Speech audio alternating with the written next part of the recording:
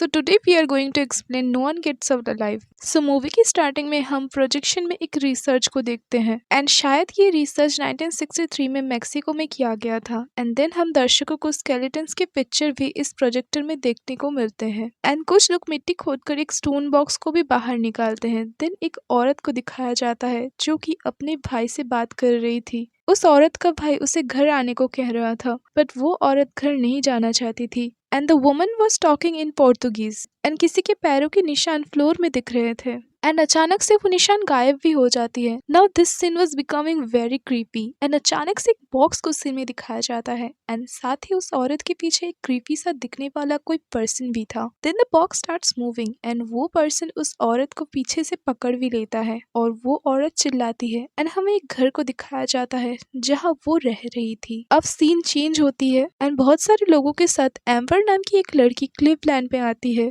She was speaking in Spanish and वो यहाँ illegal वे से आए थी। उसे क्लीवलैंड में आए 2 वीक्स हो गए थे एंड वो एक कंपनी में सिलाई का काम कर रही थी। सो एम्बर अब उस घर में रेंट में रहने जाती है जिसे हमें मूवी की स्टार्टिंग में दिखाया गया था। सो अब ये एक गर्ल्स मेस था एंड एम्बर को लेकर यहाँ सिर्फ 2 लड़कियां रहती थी। इसके अलावा फ्रेया नाम की एक लड़की भी वहाँ रहती थी। अब मेस के ओनर रेड एम्बर को रूल्स बताते हैं लाइक 9 बजे के बाद गेस्ट नहीं, no smoking, no pets. Red Amber से 1 मंथ का रेंट एडवांस में भी ले लेता है एज उसने जितना भी घर ढूंढा था रहने के लिए वहाँ आईडी मांग रहे थे एंड एम्बर के पास कोई आईडी नहीं थी। अब रात को बारिश हो रही थी एंड एम्बर फोन में अपने मॉम की वॉइस सुन रही थी and her mother was dead. बाद में एम्बर देखती है कि फ्रेया रो रही थी एंड उसे थोड़ा अजीब भी लगता है। एम्बर अपने मदर्स के पिक्चर अपने फोन में देख रही थी as she was really missing her mother and उसे अपने मॉम की हॉस्पिटल में रहने वाली मेमोरीज भी याद आ रहे थे। अब नेक्स्ट डे एम्बर की मुलाकात फ्रेया से होती है। एम्बर उससे बात करना चाहती है लेकिन फ्रेया उससे नहीं बात करना चाहती थी।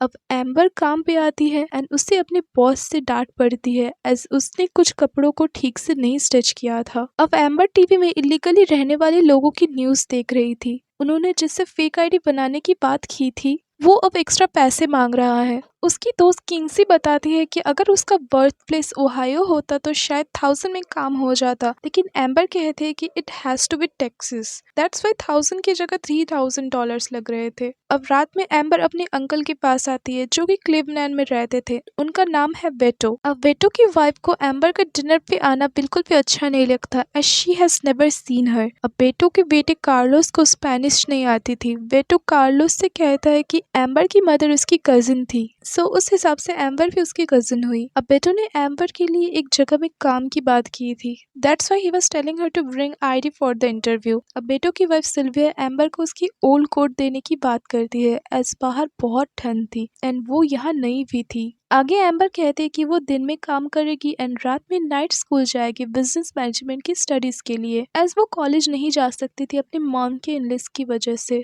अब नेक्स्ट सीन में एम्बर बेटो की वाइफ की दी गई कोट पहनकर वापस मेस पहुंचती है। मेस आके एम्बर को बेसमेंट से कुछ आवाजें सुनाई देते हैं तो वो उसे चेक करने जाती है, लेकिन तभी रेड वहां आ जाता है एंड वो रेड को कहती है कि वो उससे कुछ बातें करना चाहती है बट रेड कहता है कि कल बात करेंगे। एम्बर उससे कहती है कि उसे डिपॉजिट के पैसे वापस चाहिए बट रेड कहता है कि रिपेयरिंग पेंटिंग में उसके पैसे खर्च हो गए हैं। अब रोने की आवाज सुनकर एम्बर फ्रेया से मिलने आती है। वो डोर के पास कुछ व्हाइट पाउडर देखती है एंड रूम में फ्रेया नहीं थी तो वो वापस चली जाती है। एम्बर को उसकी मॉम की याद आ रही थी तो वो ड्रीम में अपनी मॉम एंड एक स्टोन बॉक्स को देखती है। ये शायद वही स्टोन बॉक्स था जो हमें मूवी के स्टार्टिंग में दिखाई गई थी। अब ऑफिस आके एम्बर अपने बॉस से पैसे एडवांस मांगती है बट उसके बॉस उसके ऊपर गुस्सा होते हैं एंड उसे पैकिंग का काम करने देते हैं। एम्बर जब पैकिंग कर रही थी तो एक फ्लाई आता है सीन में एंड वो फ्लाई एम्बर के पास आते ही वो एक हैंड में ट्रांसफर हो जाता है जिससे एम्बर डर जाती है।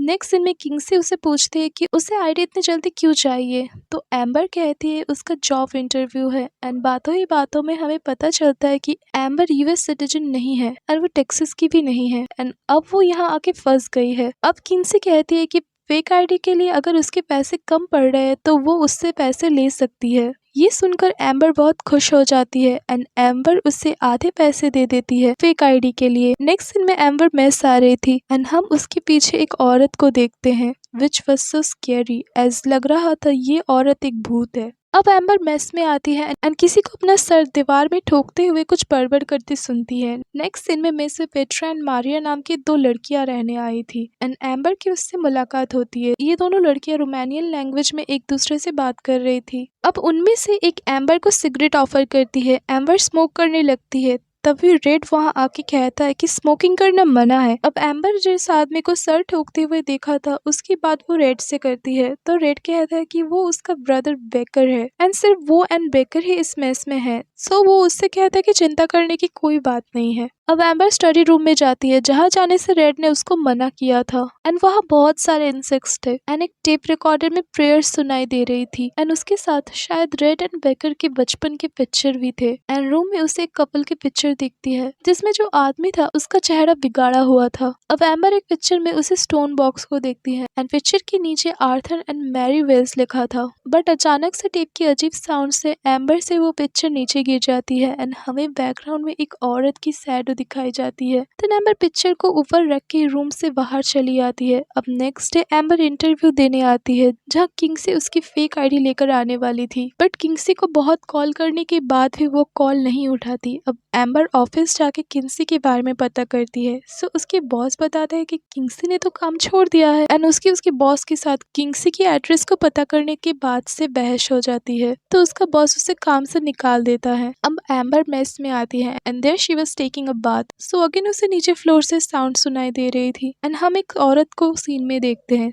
जो शायद फ्रेया थी। एम्बर को भी वो दिखती है, लेकिन जैसे ही वो कर्टन हटाती है वो गायब हो जाती है। नेक्स्ट सीन में एम्बर रेड से टकराती है। सो एम्बर रेड को फ्रेया के बारे में पूछती है, लेकिन रेड कहता है कि वो मेस छोड़कर जा चुकी है जस्ट बिफोर 2 डेज। रेड उससे कहता है कि वो उसका डिपॉजिट का पैसा वापस लौटा देगा। अब रात में एम्बर अकेले अपने मॉम की वॉइस रिकॉर्डिंग सुन रही थी। ऐसे सुनते सुनते उसे नींद आ जाता है एंड वो ड्रीम में अपनी मॉम को देखती है अपने रूम में, जिस वजह से वो डर के उठ जाती है। अगेन एम्बर को किसी औरत की रोने की आवाज सुनाई देती है। एम्बर को किसी के फुट स्टेप्स उसकी ओर आते हुए दिखते हैं। अब उसे एक विजन दिखाई देती है जहाँ मैरी नाम की एक औरत एक लड़की को कहती है कि उसे उसको तैयार करना होगा, नहीं तो आर्थर उन दोनों को मार डालेगा। एंड ऐसा कहते ही मैरी उस लड़की की ओर दौड़ जाती है। बेचारी एम्बर बहुत डर जाती है एंड पूरे रूम में उसे मैरी एंड उस औरत की घोस्ट की झलक दिखने लगती है। एज मैरी उस औरत को जबरदस्ती ले जाना चाहते थे, एम्बर को उस लड़की की घोस्ट रोते हुए दिखाई देती है एंड उसके पीछे मैरी थी। देन उस लड़की को एक हाथ घसीट के अंदर ले जाता है। बेचारी एम्बर इससे बहुत डर जाती है एंड मेस छोड़ने के लिए पैकिंग करने लगती है। वो अपने अंकल बेटो को कॉल करती है एंड 1521 रिकॉल्टे एवेन्यू से उसे पिक करने को कहती है। इस एड्रेस में वो रह रही थी, बट बेटो कहता है कि वो आउट ऑफ टाउन है एंड अगर वो कोई मुसीबत में है तो पुलिस को कॉल करे, but Amber says here that she can't call the police as she was not born in Texas. Beto उससे कहता है कि जब तक वो नहीं आता तब तक उसे खुद को किसी भी तरीके से सेफ रखना होगा। नाउ एम्बर रेड से अपने डिपॉजिट के पैसे वापस मांगती है, बट रेड की जगह बेकर डोर ओपन करता है, बट रेड घर पे नहीं था। एम्बर मेस छोड़ के बाहर आती है अपने लिए दूसरा घर ढूंढने, बट उसे कोई घर नहीं मिलता। नेक्स्ट सीन में एम्बर को एक विजन आती है जहाँ वो अपनी मॉम एंड एक स्टोन बॉक्स को देखती है एंड उस स्टोन बॉक्स से हाथ निकलने लगती है। नाउ एम्बर को हम एक कैफे में देखते हैं जहाँ रेड उससे मिलने आता है। रेड कहता है कि रिफंड को लेकर बेकर के साथ उसका झगड़ा हो गया है एंड वो कहता है कि बेकर ने हमेशा से उसका साथ दिया है, बट नाउ वो थोड़ा बीमार है, सो दैट्स वाई अब उसका टर्न है उसका ख्याल रखने का। रेड एम्बर को लेकर घर आता है एम्बर को डिपॉजिट के पैसे वापस देने के लिए। घर आके रेड एम्बर से कहता है कि उसके पैसे उसके रूम में है। एम्बर अपने रूम में जाके पैसे ढूंढने लगती है, बट उससे पैसे नहीं मिलते। रेड अपने डैड के बारे में कहता है कि उसके डैड को अजीब चीजें कलेक्शन करने का शौक था एंड उन्होंने रेड की मॉम को भी मार डाला था। नाउ बेकर रूम पे आता है एंड कुछ बड़बड़ करने लगता है एंड एम्बर को जबरदस्ती ड्रिंक कराने भी लगता है एंड देन एम्बर को रूम में बंद कर दिया जाता है। देन पेट्रा एंड मारिया उसके डोर में नॉक करते हैं। वो भी बेकर से डरे हुए थे। मारिया कहती है कि बेकर दिन में सोता है एंड रात को जागता है, बट वो अभी नीचे है इसलिए वो अभी यहाँ से नहीं भाग सकते। पेट्रा कहती है कि उसे घर के बारे में अजीब से सपने आते हैं। एंड उन दोनों को ही स्टोन बॉक्स दिखाई देता है। पेट्रा कहती है कि उसे लगता है कि बॉक्स बेसमेंट पे है एंड अगेन उन दोनों को रात में रोने की साउंड सुनाई देती है। नाउ पेट्रा स्टार्ट्स स्टिंग इन रोमानियन लैंग्वेज। एम्बर को बहुत सारी औरतों की आत्माएं दिखाई देती है, इंक्लूडिंग दैट वुमेन जिसे हमने मूवी के स्टार्टिंग सीन में देखा था। अब पेट्रा एंड मारिया भी सीन से गायब हो गई थी एंड अगेन उसे पेट्रा की अजीब विजन आने लगती है। नेक्स्ट सीन में हम देखते कि रेड एंड बेकर रूम में थे। अब बेकर के साथ एम्बर की थोड़ी हाथापाई हो रही थी, but that time doorbell was ringing and door में था बेटो। बेटो एम्बर की खोज कर रहा था, पर रेड उसे कहता है वो जिसको ढूंढ रहा है वो यहाँ नहीं रहती। लेकिन बेटो को एम्बर की जैकेट दिख जाती है जिसे उसकी वाइफ ने उसे दिया था एंड एम्बर भी विंडो तोड़ के बेटो को बुलाती है। बेटो दौड़ के घर में घुस जाता है एम्बर को रेस्क्यू करने के लिए, बट बेकर पंच मार मार के बेटो को बहुत ही बुरी तरीके से मार डालता है and this scene was so much dangerous. अब बेकर मारिया को उठा के नीचे ले जाता है। नाउ रेड एक अजीब एशेस एम्बर की बॉडी के ऊपर लगाने लगता है। एम्बर उससे पूछते है कि वो ऐसा क्यों कर रहा है। रेड कहता है कि वो बस अपने भाई की मदद कर रहा है एंड ऐसा करने से वो ठीक हो जाता है एज उसे कोई बीमारी थी। उसके डैड भी ऐसे लड़कियों को मारते थे एंड उसके डैड का नाम था आर्थर एंड मदर का नाम मैरी। आर्थर ने मैरी को मार दिया था। बेकर के मेडिकल एक्सपेंसेस ज्यादा बढ़ गए थे, इसलिए रेड एंड बेकर वापस इस घर में आ गए थे, बट आर्थर उन्हें यहाँ रहने नहीं देना चाहता था, तो उन्होंने आर्थर को मार डाला था। बट बेकर भी बॉक्स के वश में आ गया था एंड ये सब कुछ कर रहा था। बेकर औरतों को मार रहा था एज वो बॉक्स को औरतों की बलि चढ़ा रहा था खुद को ठीक करने के लिए। अब बेकर आके एम्बर को उठा के ले जाता है। एम्बर को जब वो ले जा रहा था, एम्बर को मारिया के साथ दूसरे औरत की गोस्ट भी दिखाई पड़ती है। बेकर अब नीचे बेसमेंट में उसे लेकर आता है जहाँ पर वो बॉक्स था एंड मारिया की सरकटी डेड बॉडी भी थी।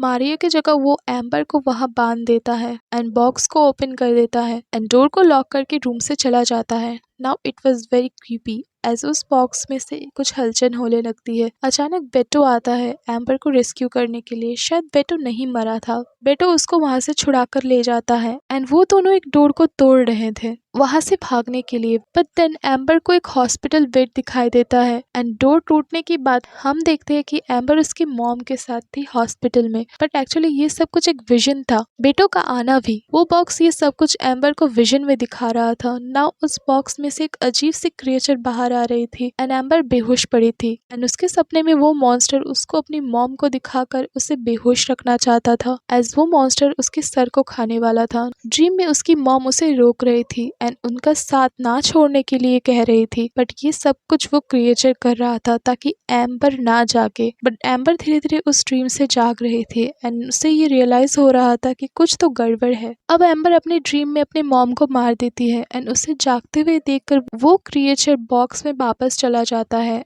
एंड एम्बर बॉक्स बंद कर देती है। नाउ एम्बर रूम से निकलकर बाहर जाने वाली थी। उसे पेट्रा की चीखने की आवाजें सुनाई देती है एज बेकर उसे भी बलि चढ़ाने वाला था। बेकर रेड को बाहर जाके चेक करने को कहता है। दूसरी ओर एम्बर पेट्रा को बचाने आ रही थी। फ्लोर में बेटो की डेड बॉडी थी। रेड की डोर ओपन करते ही एम्बर उस पर हमला कर देती है। बेकर उसे रोकने जाता है। वो बेकर के ऊपर भी अटैक करती है, लेकिन बेकर उसके एक पैर को तोड़ देता है। अब बेकर एम्बर को मारने जाता है कि पेट्रा उसे धक्का देकर भागती है, लेकिन बेकर उसे पकड़ लेता है एंड धक्का मुक्की में पेट्रा नीचे गिर जाती है एंड उसकी मौत हो जाती है। अब बेकर एम्बर को पकड़ लेता है एंड उसका गला घोटने लगता है, बट एम्बर उसके गले में कांच के टुकड़े से हमला करती है। देन उसके सर में हमला करके उसके सर को पूरी तरह कुचल देती है एंड ये मूवी की सबसे क्रीपी सीन थी। नाउ एम्बर वहां से जा रही थी बट रेड जिंदा था। आगे हम देखते कि एम्बर उस क्रिएचर को रेड ऑफर कर देती है एंड वो क्रिएचर रेड के सर को खा लेता है। Now amber was free. सुबह भी हो चुकी थी। नेक्स्ट सीन में हम देखते कि एम्बर का टूटा हुआ पैर भी ठीक हो गया था एंड उसके अराउंड एक फ्लाई थी एंड यहाँ मूवी की एंडिंग हो जाती है। सो अगर आपको ये वीडियो पसंद है तो वीडियो को लाइक करें, मेरे चैनल को सब्सक्राइब करें और कमेंट में बताएं कि आप नेक्स्ट कौन सी मूवी एक्सप्लेनेशन देखना चाहते हैं। तो मिलते हैं नेक्स्ट वीडियो में, तब तक के लिए बाय बाय।